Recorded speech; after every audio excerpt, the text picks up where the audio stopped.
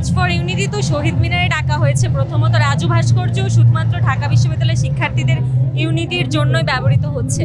আর আমাদের যে প্রবেশ মুখটা ছিল আপনারা দেখতে পারবেন যে এটা শহীদ মিনার পাস করার পরে আমাদের বিশ্ববিদ্যালয়ের যে রেস্ট্রিকশন এরিয়া সেটা শুরু হয়। তো ওই দিক থেকে ঢাকা বিশ্ববিদ্যালয়ের শহীদ মিনারে প্রবেশ করতে এমনিও আগেও কোনো বাধা ছিল না, এখনো বাধা নেই। এবং প্রোক্লেমেশন বা মার্চ ফর ইউনিটি তো একটা জাতীয় ঐক্যের একটা বিষয়, এটা তো ঢাকা বিশ্ববিদ্যালয়ের নিরাপত্তার সাথে সম্পর্কিত না, যেহেতু ক্যাম্পাস এরিয়াটাকে এমনিতে এক্সক্লুড করা হচ্ছে। তো এই জায়গা থেকে আসলে শহীদ মিনার ঐতিহাসিক জায়গা, এখানে ঐতিহাসিক ইভেন্টে ডাকা হবে এটাই স্বাভাবিক এবং এটাকে আমরা পজিটিভলি নিচ্ছি।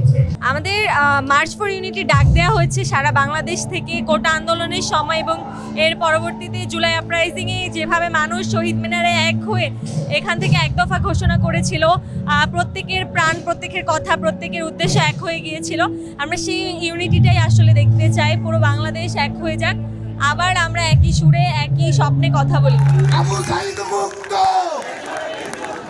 আবু সাঈদ মুক্ত, দিল্লি না ঢাকা, দালালি না রাজপথ, দিল্লি না ঢাকা, আবু সাঈদ মুক্ত,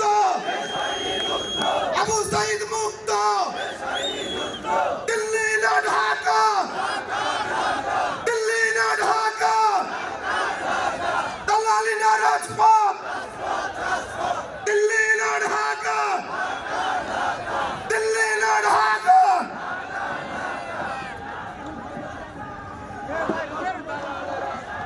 সংগ্রামী সহযোদ্ধারা, আর একটি বড় মিছিল আমাদের সমাবেশস্থলে এসে পৌঁছেছে।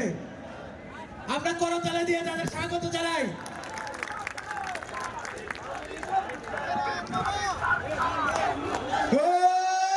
দিল্লি না ঢাকা,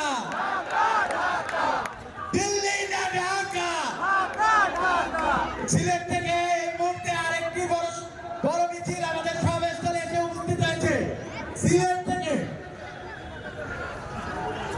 আমাদের সিলেটের সহযোদ্ধারা এই মুহূর্তে আমাদের সমাবেশস্থলে এসে পৌঁছেছে। আমাদের হাতের বাম পাশে ফরিদপুর থেকে